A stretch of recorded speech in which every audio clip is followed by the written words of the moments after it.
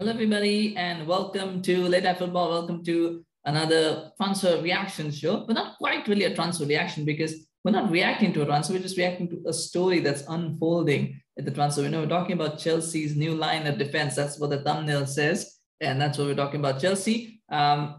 They lost a lot of centre backs in the summer. Of course, Rudiger left on a free transfer. Andreas Christensen left on a free transfer. They've, Azpilicueta, who's occasionally played as a right centre back, he's also leaving to Barcelona. So they've lost quite a few players. And for the reason they need to kind of reinforce the defense, kind of make a few new faces. And that's what they're looking to do. And that's what we're talking about. So that's what they've almost done. And Koulibaly was someone that we spoke about yesterday. As I said, that's almost, coming close to completion. And we've got the year we go today from Fabrizio Romano that's pretty much done. That's done. I mean, Fabrizio Romano said that's done. So he's probably going to have the official announcement will happen soon. I think that's the best signing of the centre backs that have been linked. I think that's the best signing because it's very cheap, relatively cheap, 40 million euros. Not a bad deal for that. And of course, a very experienced centre back, very solid centre back. And someone who's got experience playing in a back four, back three, because he plays in Serie A. And of course, Serie A defenders generally are known to be pretty sound. So I do think he'll bring a lot to this Chelsea team. And, doesn't necessarily solve the experience issue because I think it's Thiago Silva, who's also 37, the age issue rather than the experience issue, because Thiago Silva is 37 and Koulibaly is 31. So there is, not significant gap. But I do feel that, he's still in his prime. Defenders generally stay in their prime to 33, 34. So he's still got a lot of time left to excel at Chelsea. And I think I'm excited about that signing because, like I said yesterday, I think this is a step up for him that is much needed. I think for a long time he's been at Napoli. We've thought that he's a very good centre back, obviously. But Napoli is a limited level in some ways because you're kind of playing. You're not necessarily you play in the Champions League, but you're not necessarily competing for trophies. Sometimes you don't even play in the Champions League. They play in the Europa Leagues. They kind of yo-yo up and down. They're not really competing for trophies as such.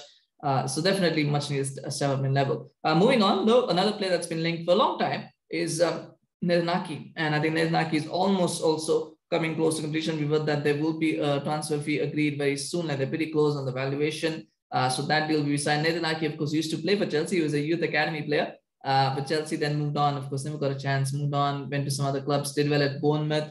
Then went to Manchester City. He's not quite broken in. I don't think he was ever signed to be a first 11 player. I think he was always looked at as a backup option. And of course, he can play left back as well. He can play centre back, left back. So definitely offers a lot of versatility in some ways, but never really quite broke through at Manchester City. It's an interesting signing because I don't think I think he's a good player. I think he's a decent player, but these are the signings where you think about, well, what's the price tag? Right? At what price is it a good deal? And I think the sums that I mentioned were very ridiculous. At one point, I think Gaurav was on the show. He mentioned this 50 million pounds is what they're looking for. I thought 50 million pounds is ridiculous for him. I think 40 million is probably about right.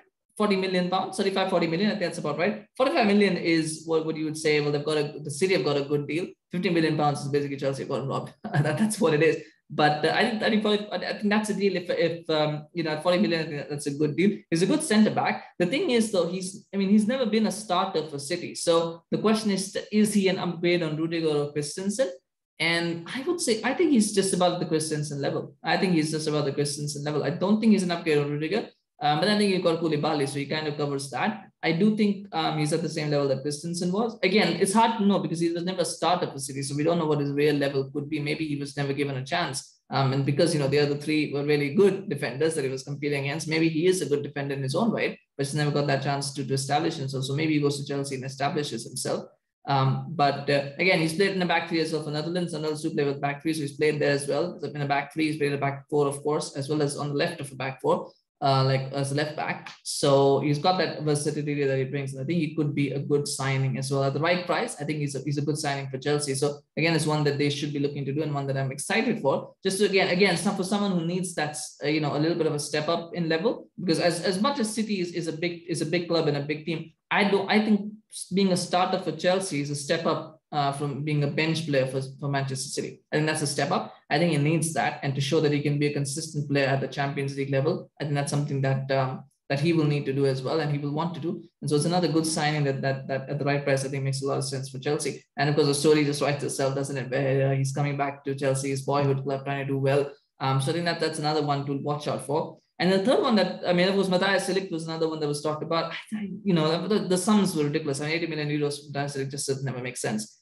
For him, Bayern Munich are interested in. Once Bayern Munich are interested in a player, then it's very hard to kind of out negotiate Bayern. So that deal looks like one. I think that's for Chelsea's point of view. I think that is a bullet dodged in some ways. I'm not sure about De Ligt. I think he's kind of regressed a little bit since he left Ajax. I know he's still only 22, by the way. He's still very highly rated, but I do think he's going to step back and go into Juventus. So maybe Bayern move helps because he'll be playing in a much more theoretically easier league and a bigger team. Maybe that will help him. But again, it's a bit of an unknown quantity for the price that's mentioned. The third one that's now been talked about is Presnel Kimpembe. PSG are interested in Presnel Kimpembe. And this one is a head scratcher for me. It's a head scratcher for me. I'm not going to say that I've seen a lot of Kimpembe. I know he's won the World Cup with France.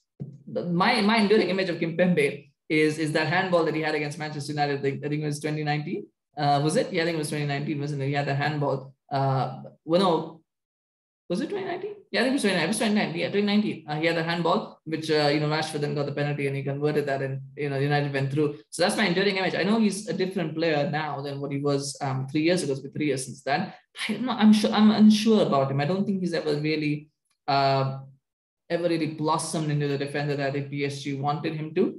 So I mean, the fact is that I don't think he's ever adequately replaced Thiago Silva as well. Now again, that it's PSG. There's always different kind of expectations. There's different kind of pressures on players there. Maybe a move to the Premier League to Chelsea might be something new, something better for him. And I'm just there's something that's not right about that deal. And I think more than Aki, this deal has to be about the right price, because you at the right price, it's a deal that is worth a shot. It's one of those deals that I call it worth a shot. It's worth a shot.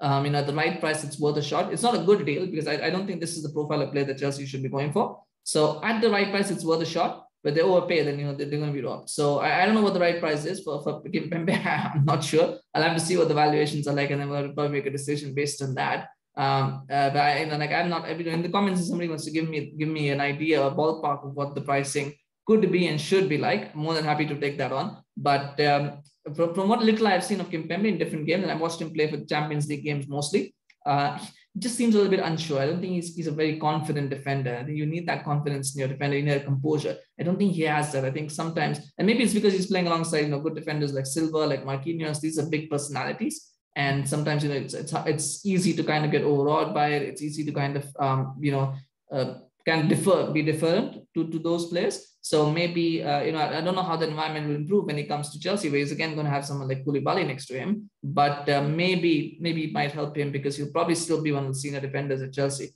just based on age profile. So maybe that might help him come out of his shell a little bit. But he just seems a little bit underconfident, a little bit undercooked as a defender. So it's a deal that I know Chelsea are looking for defenders. I would probably steer clear of this deal, but I mean, at the same time, I know Chelsea kind of want it to happen. So if it has to happen, I think the right price would be important to at least make it worth a shot. That's where I stand on that. But all things said, I think they have 3 new defenders. They do play with a back 3. So 3 new defenders to come in, and they've still got Thiago Silva, they've still got Sarr. So they've got some options, and they needed options in that area of the pitch. I think it's very, very important for them. So it's 3 deals that are happening, and we'll have a whole new look defense for Chelsea from the start of the season. I'll try to get views on Nishikant and Siddhant as well at some point in the future. We'll try to have them on the show and ask them what they think about that. But at the moment, I think it's an exciting new phase for Chelsea, is what I think it is. And of course, the sad part is it does mean Levi Colwill might be leaving the club soon. I think he's trying to agitate for. He's asking for a move away. I can kind of understand it. I know there are differing opinions of that, but I can kind of understand it because you've got 5 defenders ahead of you,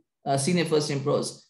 You don't want to lose out on a season of development by being on the bench and being a bit part player. You want to go out and you want to play more, and you want to play first team football to kind of get that experience, and then you kind of look for a move from there. It worked out for Tomori, it's worked out for Boehly. So I think Colwill is looking at that and saying, you know what, I need to also get first team football because there's only a season. I'm sure Thiago Silva will leave at the end of the season, but a season is a long time in a player's career. So I can understand it, and I know there are differing opinions on that, but I think that's where I think he's coming from as well. He's thinking, if I leave Chelsea, if I stay at Chelsea for a season and things don't work out, then I've lost a season of my career. But if I go out, if I play well, then I can always come back to Chelsea later on, as Ake is doing now. He's coming back to Chelsea. So that's why I think. But let me know in the comments, what do you think about Levi Colwill's decision to leave the club, possibly leave the club, And do you think that's something that Chelsea should consider, or if the Chelsea should block that move? Let me know in the comment section, of course, about that. Let me also know about what you think about Aki, Kimpembe, Koulibaly. Happy to hear everybody's opinions, of course, on that. Some exciting, interesting deals, and of course, the wheels are now turning for Chelsea very quickly. They've got 1 deal done, then 2, and now 3 is almost done. So they're moving very fast, which is great for Chelsea. And here we are with Manchester United, doing what Manchester United are doing. But anyway, do remember to smash a like for all the defenders. Smash a like for Chelsea. If you're a Chelsea fan, definitely I would love to see that. And of course, remember to subscribe to our channel on YouTube, follow us on Facebook. Like I said, we've got a lot of videos coming. There's a lot of news coming around, so there's a lot of videos happening. So, if you subscribe, you get notified to that, of course. And, also it helps support the channel, which we always appreciate. So thank you so much. Take care. And thank you for watching this video. Hope you enjoyed it. And we'll see you again soon. Bye-bye.